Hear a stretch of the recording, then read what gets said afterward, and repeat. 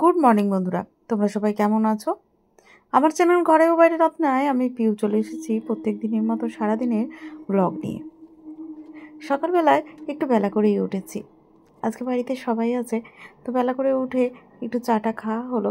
আর এদিকে দেখো গাছগুলো দেখছি, ভেটুরাম গানে বসেছে, একটু রেয়াজে। ওকে বললাম, বাবা কদিন বসা হয়নি, তো তুমি একটুখানি বসে প্র্যাকটিস করে নাও। ও এদিকে বসেছে, ওকে অলরেডি ওকে খাবার দেয়া হয়ে গেছে, ও খাওয়া দাওয়া করেই বসেছে। যেদিন বাড়িতে থাকে সকালবেলাটা একটুখানি বসতে পায়, যেহেতু সকালে স্কুল চলে গেলে আর তো হয় না।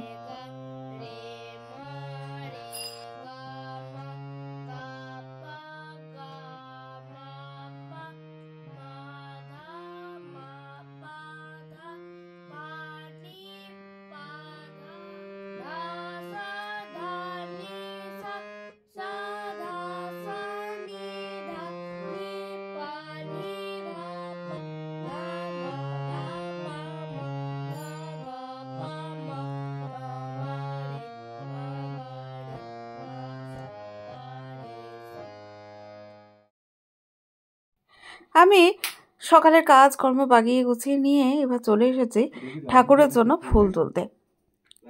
তোমরা প্রত্যেক দিনই দেখো, প্রায় দিনই আমি এই লাঠি ঠাঙা নিয়ে নিয়ে আমি ফুলগুলো পারি, যেহেতু অনেকটা উপরে উঠে গেছে গাছগুলো, আর কাছেরগুলো কাকু পারে, আবার কিছুটা রেখেও দেয়। তো বেশি ফুল যেদিন একটুখানি মানে আমার পারতে ইচ্ছা করে সেদিন কিন্তু আমি এরকম লগা করে পেরে নিই। তো দেখো রীতিমতো সব কিছু পাড়া হয়ে গেছে, আর কতগুলো ফুল পেয়েছি দেখো, অনেকগুলো ফুল পেয়েছি আজকে। আর বেশি ফুল পেলে না আমার পুজো করতে খুবই ভালো লাগে, পুজো করি ধরো, কিন্তু ফুলটা পেলে সুন্দর করে সাজানো যায়, এটা একটা ভালো লাগে। তো চলো, আজকে নিরামিষ, তো নিরামিষের দিন তো সেরকম কিছু বানানোর নেই, আর হালকা কিছু রান্না করেছি। কিন্তু তো কি রান্না করেছি চলো দেখে নাও। আর একটু বেলা করেই চাপিয়েছি, তো বেলা করে চাপিয়েছি মানে সেরকম কিচ্ছু করছি না, গরম ভাত আর সাথে কি করেছি তোমরা চলো দেখে নাও। এদিকে ঠান্ডা ঠান্ডা লাগছে ওয়েদারটা, তো আমি স্নান টান করে কিন্তু, আর বাইরে একটা হাওয়া দিচ্ছে, তো আমি সোয়েটার পরে নিয়েছি। আর এদিকে দেখো ভাত করেছি, গরম ভাত, বেগুন ভাজা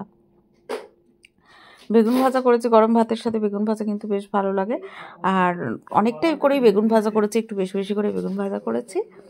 আর সাথে করেছি এদিকে গরম ভাতের সাথে একটু ঘি পড়লে বেশ ভালোই লাগে।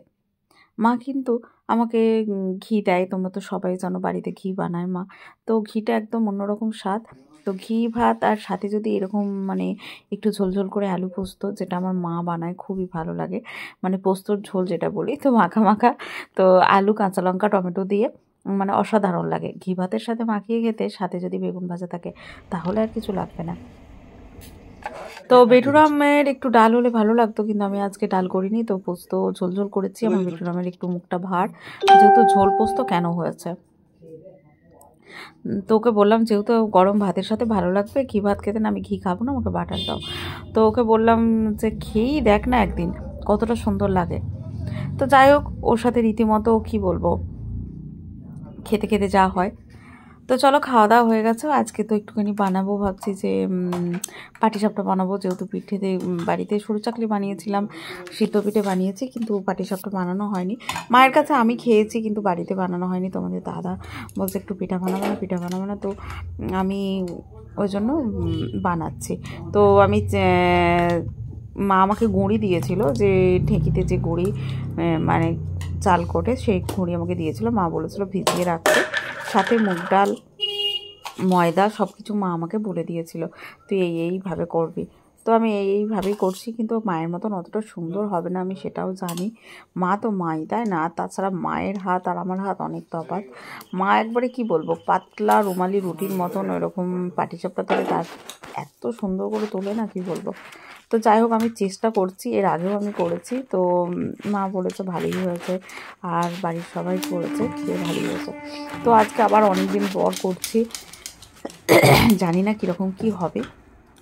তো দেখো এটা আস্তে আস্তে বেশ ভালো করে আমি কিন্তু গুলে নিয়েছি। মা আমাকে যেভাবে বলেছে, মা বলেছে খুব বেশি মিষ্টি দিবি না, বেশি মিষ্টি দিলে কিন্তু বসে যাবে, উঠবে না। তো আমি সব রকমই কিন্তু মায়ের কথা মতো করছি। এদিকে দেখো আমি চেষ্টা করছি একটু পাতলা পাতলা করে সুন্দর করে করা, জানি না কতটা ভালো করতে পারবো। তো আমার যে দেখছো একটু হালকা খরা হচ্ছে, মায়ের কিন্তু সেই খরাটাও হয় না, মা একদম পুরো সাদা ফাইন তোলে, আর আমি কিন্তু সেই সাদা ফাইনটা তুলতে পারছি না। তবে একটু খরা, মা সেটা ঘি দিয়ে ভেজে লাল করে। আর আমি তো দেখো চেষ্টা করছি কতটা ভালো পারছি সেটা আমি নিজেও মানে কি বলবো, খুব ভালো পারছি না। তো রীতিমতো যে হ্যাঁ উঠছে এটাই হচ্ছে মানে আমার কাছে বিশাল ব্যাপার।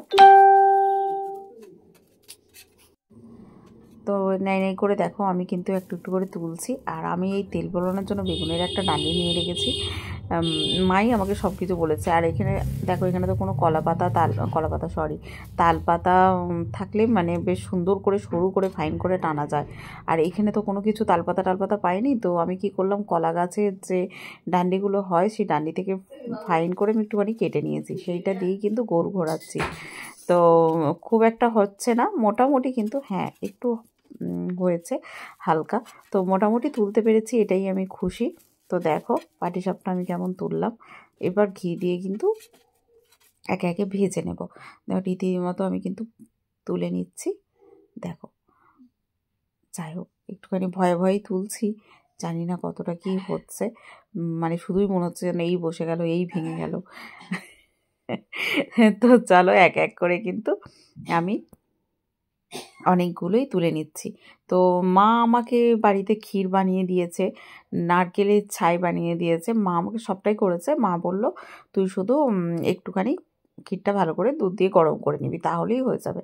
তো আমি এটা সকালবেলা আজকে রান্নার ফাঁকে তখন করে রেখেছিলাম, যেহেতু গরমে তো নরম হয়, একটু শুকিয়ে গেলে একটু শক্ত টাইপের হয়ে যাবে, দিতে সুবিধা হবে। তো মা যা বলেছে আমি সেই মতন সমস্ত কিছু কাজ করে দেখো আস্তে আস্তে করে করছি। আবার শুধু ভাবছি এই বোধহয় বসে গেল, এই বোধহয় বসে গেল। তো অবশেষে পিঠে কিন্তু আমার করা কমপ্লিট হয়ে গেছে, ঘি দিয়ে এবার ভাজা হচ্ছে।